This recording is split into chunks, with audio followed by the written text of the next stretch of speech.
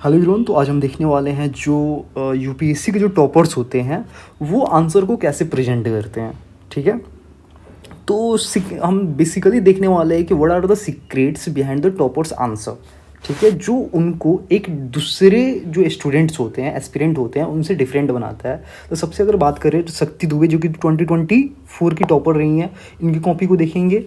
उसके बाद हम आदित्य श्रीवास्तव की कॉपी को देखेंगे एंड जो भी फर्स्ट रैंक है इशिता किशोर मैम के कॉपी को देखने वाला है। तो वन बाय वन हम सबको देखते हैं। सबसे पहले स्टार्ट करते हैं शक्ति दुबे मैम से। तो यहाँ पे पहले क्वेश्चन उनका ये है कि what are the reason behind inefficient use of water in Indian agriculture. ठीक है, इंडियन एग्रीकल्चर में वाटर का इनफिशियंट यूज़ हो रहा है, तो इसका रीज़न क्या है और इस पे मेजर्स को सजेस्ट करना है to improve water use efficiency. 10 marks का क्वेश्चन है, 150 वर्ड्स में लिखना है। तो सबसे पहले इन्होंने ये जो क्वेश्चन में पूछा गया है तो इसमें हाईलाइट किया गया है कि वाटर का इनफिशियंट यूज़ है और इसको इफिशियंट यूज़ में लाना है। ठीक है, तो सबसे पहले इंट्रो में इन्होंने दे रखा है कि water is a very important component of Indian agriculture. The per capital availability of water in India has significantly declined। यहाँ तक तो नॉर्मल इंट्रो है, लेकिन यहाँ पे जो आप देखोगे कि नॉर्मली डिक्लाइन के बाद एक न्यूमेरिकल टर्म का इस्तेमाल किए हैं इन्होंने। ठीक है, मैथमेटिकल टर्म का इस्तेमाल किए हैं जो कि काफ़ी ज़्यादा इसको अट्रैक्टिव बनाता है। ठीक है, डिक्लाइंड कैसे हुआ है तो यहाँ पे 1950 में दिखाया गया है कि 5000 MQ पर ईयर। फिर 2011 में यहाँ पे दिखाया गया है कि 1700 metre cube per year and 250 में दिखाया जा रहा है कि ये approx 1000 metre cube per year के आसपास ये डिक्लाइन ऐसे होते जा रहा है। ठीक है, तो जो काफ़ी ज़्यादा अट्रैक्टिव है and thus India has a classified as water stressed. ठीक है, तो ये हमारा ये इंट्रो हुआ, यानी कि जो पूछा गया है उसकी रिलेटेड एक इंट्रो इन्होंने दे रखा है। अब जो मेन क्वेश्चन पूछा गया है कि reason behind inefficient use of water. ठीक है, तो इसका रीजन इन्होंने क्या दे रखा है, लैक ऑफ अवेयरनेस। फर्स्ट क्या है हमारा, लैक ऑफ अवेयरनेस। ये जो लैक ऑफ अवेयरनेस होता है आप किसी क्वेश्चन में डाल सकते हो, बहुत ही कॉमन वर्ड है। लैक ऑफ अवेयरनेस कहीं भी आपका फिट हो जाएगा। Lack of awareness among farmers about the importance of natural resources. First point इन्होंने ये दे रखा है कि इनफिशिएंट यूज़ क्यों है, लैक ऑफ अवेयरनेस की वजह से। ग्रीन रिवॉल्यूशन जो आया तो उसने लिफ्ट कर दिया Indian agriculture towards water intensive crops even in water scarce areas. जैसे कि यहाँ पे एग्जांपल दे रखा है Punjab, UP, west UP and Haryana. ठीक है, एमएसपी रिजाइम जो आया has also distorted cropping pattern in favour of cereal crops जैसे कि राइस। जैसे कि एमएसपी रिजाइम जो आया था इसने डिस्टॉर्ट कर दिया था क्रॉपिंग पैटर्न्स को। और अगला यहाँ पे रीज़न क्या है हमारा इनएफिशिएंट यूज़ ऑफ वाटर का, सब्सिडी ऑन इलेक्ट्रिसिटी पे सब्सिडी मिल रहा है which has made water extraction easy. Water को एक्सट्रैक्शन ईजी कर दिया है, तो इनएफिशिएंट यूज़ तो इसी भी हो रहा है। अब यहाँ पे नेक्स्ट जो पार्ट है क्वेश्चन में ये पूछा गया है कि मीजर्स को सजेस्ट करना है to improve water use efficiency, यानी कि वाटर को सही तरीके से इस्तेमाल कर पाए। इसके लिए सजेस्टेड मीजर इन्होंने क्या दे रखा है कि measures 24/7 metered water supply model of Punjab must be replicated. यानी कि मीटर सप्लाई होना चाहिए, यानी कि वाटर कितने इस्तेमाल किया जा रहा है 24/7 मीटर्ड वाटर सप्लाई होना चाहिए। दलवाई कमेटी, ये कमेटी को आंसर में रिप्रेजेंट करना ये काफ़ी ज़्यादा ये इंपॉर्टेंट हो जाता है। मतलब ये मार्क्स को इम्प्रूव कराता है, दिखाता है कि हाँ आपके पास एक प्रॉपर नॉलेज है। ठीक है, Dalwai committee recommended the use of micro irrigation facilities को इन्होंने रिकमेंड किया था, तो यही रिकमेंड कर रहे हैं कि माइक्रो इरीगेशन फैसिलिटी आना चाहिए। अगला क्या है, अवेयरनेस अमॉन्ग फार्मर्स में अवेयरनेस फैलाना about the water table and type of crops. Covering millets को एमएसपी में कवर करने के लिए यहाँ पे बात की है, जो कि वाटर स्कार्स क्रॉप है under MSP to encourage farmer. Use of root zone watering system, यानी कि रूट जोन वाटरिंग सिस्टम, तो वाटर का वहाँ पे कहीं ना कहीं इफिशिएंट इस्तेमाल होगा, जैसे कि हैदराबाद में हुआ फॉर टारगेटेड वाटर डिलीवरी। तो ये हमारा मेजर्स इन्होंने सजेस्ट किया है। उसके बाद कंक्लूजन में यहाँ पे 4 लाइन में यहाँ पे दे रखा है इन्होंने कि this will not only enhance water use efficiency in agriculture but also instil responsible behaviour in farmers. तो तो ये हमारा ये उनका आंसर है। तो आंसर में बेसिकली हमें देखने को क्या मिल रहा है, इन्होंने जो फैक्ट डाल रखा है यहाँ पे कुछ प्रेजेंटेशन, न्यूमेरिकल प्रेजेंटेशन काफ़ी ज़्यादा इंपॉर्टेंट हो जाता है, क्योंकि ये कहीं ना कहीं ये आंसर को अट्रैक्टिव बनाता है। ठीक है, जगह जगह यहाँ पे एग्जाम्पल का इस्तेमाल करना, ये भी कहीं ना कहीं ये काफ़ी ज़्यादा मतलब आंसर को दिखाता है कि मतलब एक बढ़िया तरफ से रिप्रेजेंट किया गया है। ठीक है, न्यूमेरिकल टर्म कहीं कहीं इस्तेमाल करना, ये भी काफ़ी ज़्यादा सही हो जाता है। कमेटी को आप डाल सकते हो। उसके बाद क्या है, कोई भी क्वेश्चन आए, आपको कुछ समझ नहीं आ रहा है क्या लिखना है, तो वहाँ पे अवेयरनेस का एक पॉइंट आप डाल सकते हो कि अवेयरनेस, लैक ऑफ अवेयरनेस बढ़ाना।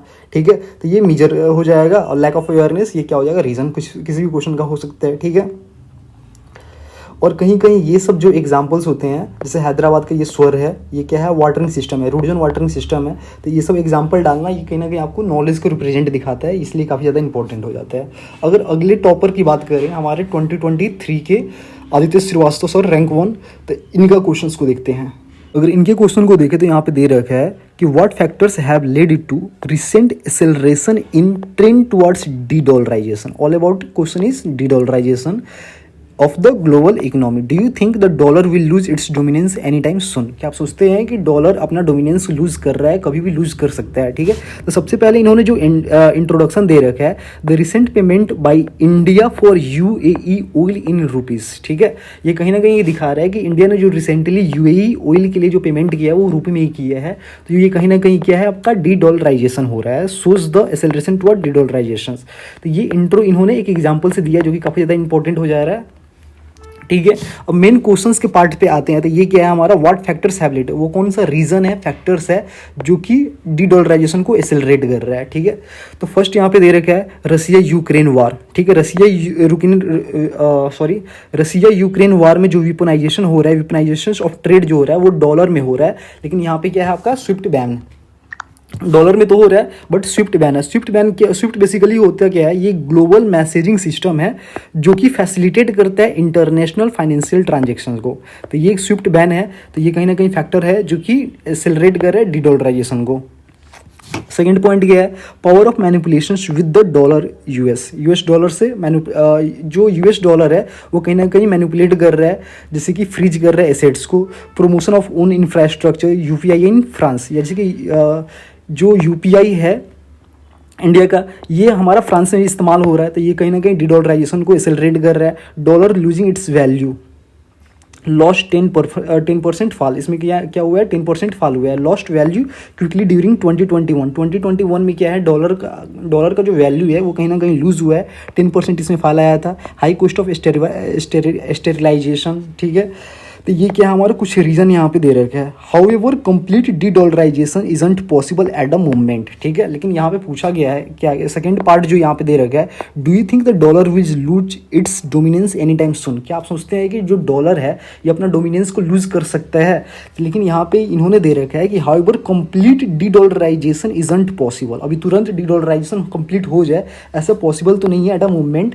इसके कुछ रीज़न दे रखा है। Dollar hegemony, more than 70% measures of all country in dollar. ठीक है, यानी जितनी भी कंट्री हैं उसमें 20% से ज़्यादा मेजर क्या होता है, हमारा डॉलर में ही हो रहा है। मार्क टू मार्केट,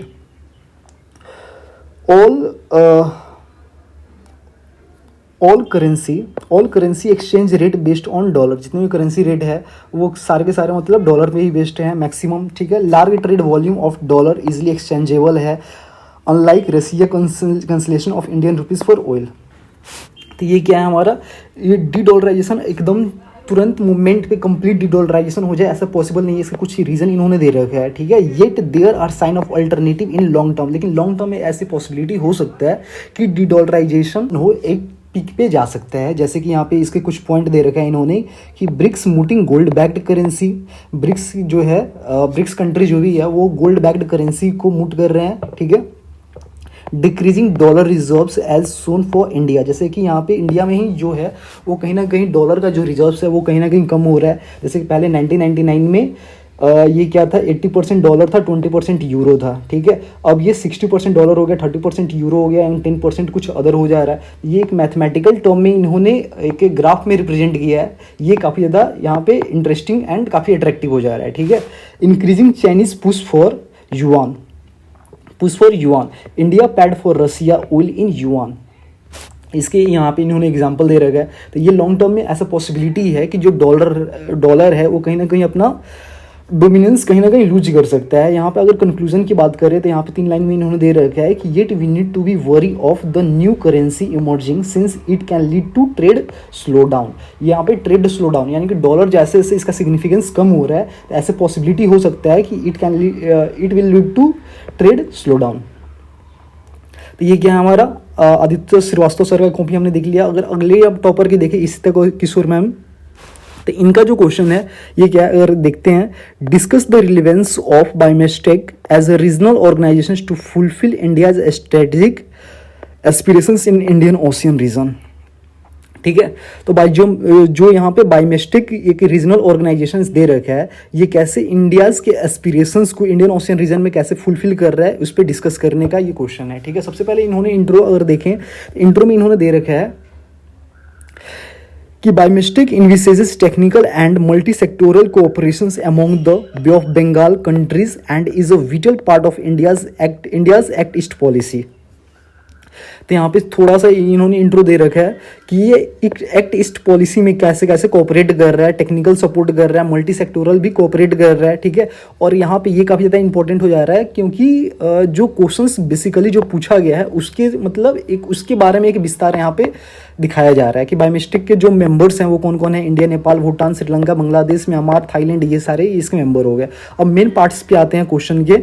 यहाँ पे क्या ये डिस्कस करना है कि ये फुलफिल कर रहा है कि नहीं इंडियाज के एस्पिरेशन को। ठीक है, तो fulfil India's aspirations in Indian ocean में कैसे फुलफिल कर रहा है, तो ये काउंटर कर रहा है China's strings of pearls via cooperation. ठीक है, जैसे कि जो चाइना का एक पॉलिसी है स्ट्रिंग ऑफ पर्ल्स बेसिकली क्या है ना, चाइना का एक ऐसा पॉलिसी है कि इंडियन ओशियन रीजन में उसको अपने पावर्स को जमाना है, तो उसको काउंटर कर रहा है कहीं ना कहीं ये बायोमेस्टिक जो कि काफ़ी ज़्यादा कोऑपरेट कर रहा है। ठीक है, ये इकोनॉमिक टाइज कर रहा है कनेक्टिविटी एंड कॉमर्स में, जैसे कि IMT हाईवेज हो गए, ऐसा अदर भी कुछ एग्जांपल इन्होंने दे रखा है।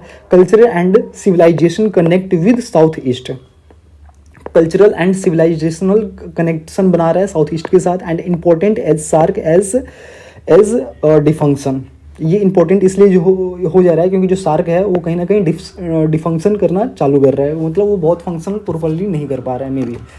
तो ऑगमेंट्स अदर इनिशिएटिव, ये अदर इनिशिएटिव को ऑगमेंट भी कर रहा है, जैसे कि क्वाड हो गया। अब यहाँ पे फुलफिल तो इंडिया एस्पिरेशन कर रहा है, लेकिन इसमें फुलफिल करने में चैलेंजेस बेसिकली डायरेक्टली यहाँ पे पूछा नहीं गया, लेकिन बट यहाँ पे इन्होंने डाल रखा है कहीं ना कहीं आपको पेज मतलब एक भरा परा दिखना चाहिए। ठीक है, तो यहाँ पे चैलेंजेस कौन कौन से आ रहे हैं, जैसे रोहिंग्यास क्राइसिस हो गया,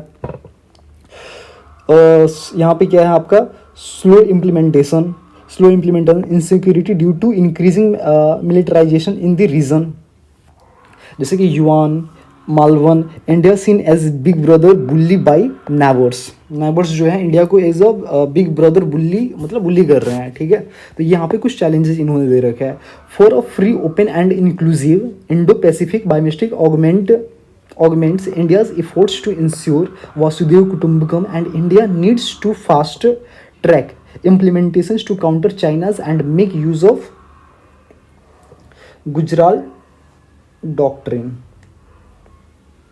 तो ये इनके कुछ एग्जाम्पल है। तो ये ऐसे बीच बीच में कहीं कहीं फिगर बना देना, फ्लो चार्ट बनाना, पाई चार्ट में दिखाना, ये काफ़ी ज़्यादा इंपॉर्टेंट हो जाता है। मैथमेटिकल टर्म में भी दिखाना, बीच बीच में जगह जगह ऐसे एग्जाम्पल्स डालना ये भी काफ़ी ज़्यादा इंपॉर्टेंट हो जाता है। किसी भी आंसर, आप जब भी टॉपर्स के आंसर देखोगे तो कहीं ना कहीं आपको ये बीच बीच में एग्जाम्पल्स दिख जाएंगे। ठीक है, तो ये हमारे कुछ ईयर 2022, 23, 24 के टॉपर्स के ये कॉपी है, जिसको आप देख के ये रियलाइज़ कर सकते हो कि हाँ टॉपर्स लिखते कैसे हैं।